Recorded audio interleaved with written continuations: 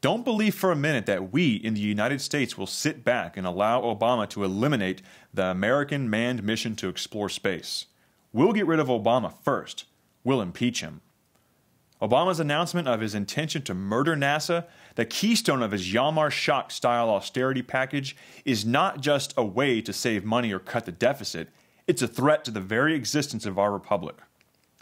We're now coming to the final phase of a general economic breakdown that has been accelerating worldwide since 2007.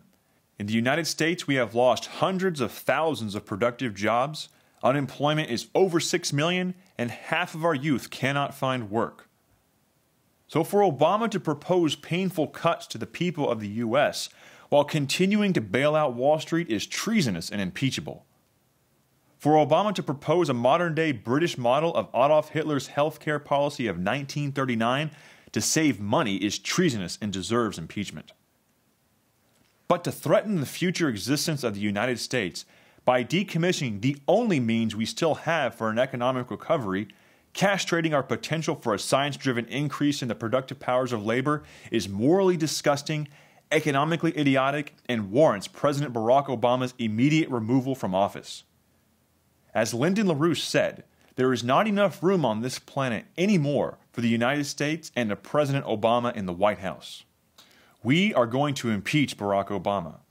The crime has already been committed. There is no need to find a misdemeanor. The fact that he has failed to serve the duties of the office of the President of the United States is a crime. That he has acted against the interests of the United States and the American people, that in and of itself is a criminal offense.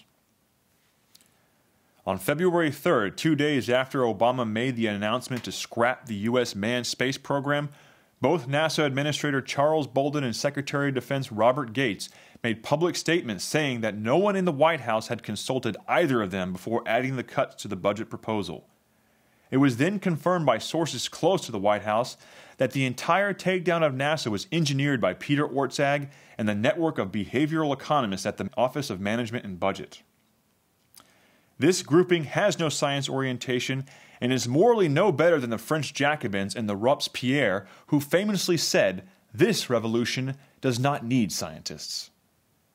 The cuts were proposed recklessly and unilaterally without the consultation of the relevant departments or any consideration of how it would affect, even minimally, the United States' national security. Moreover, Orszag declared that the administration would not accept any compromises on this, that the cuts to NASA were non-negotiable, all the while neglecting to mention that the executive branch does not have the constitutional authority to dictate laws, to bypass the separation of powers granted to the legislative branch. So we're sorry, Peter, but it's not the president's decision, it's the decision of the Congress and a Democratic majority who the president has run roughshod over. Who does Obama think he is? The decider?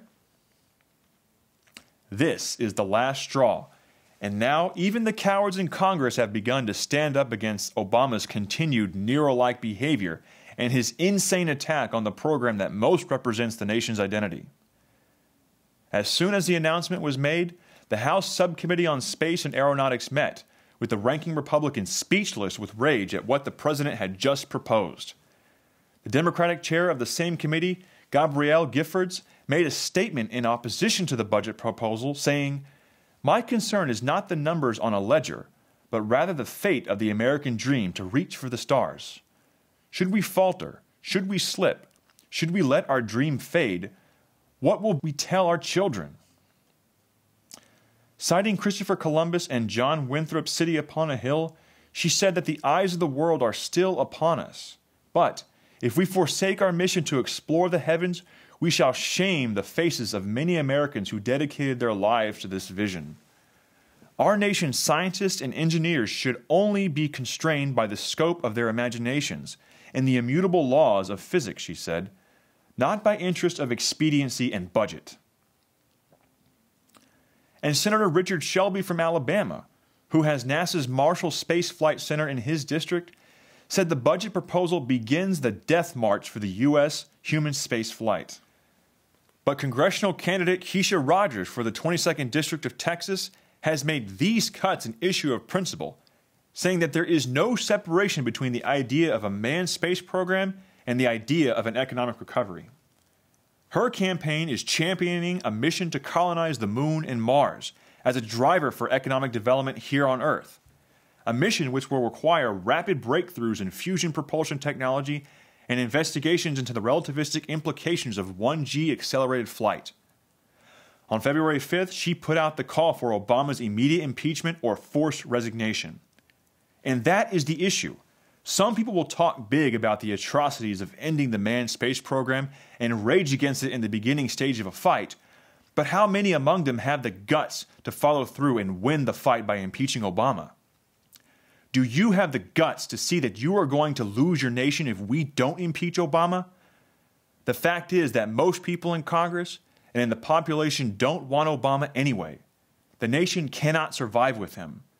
The question is, do you have the guts to do it, or do you prize your fears so much that you will refuse to impeach him and lose your country?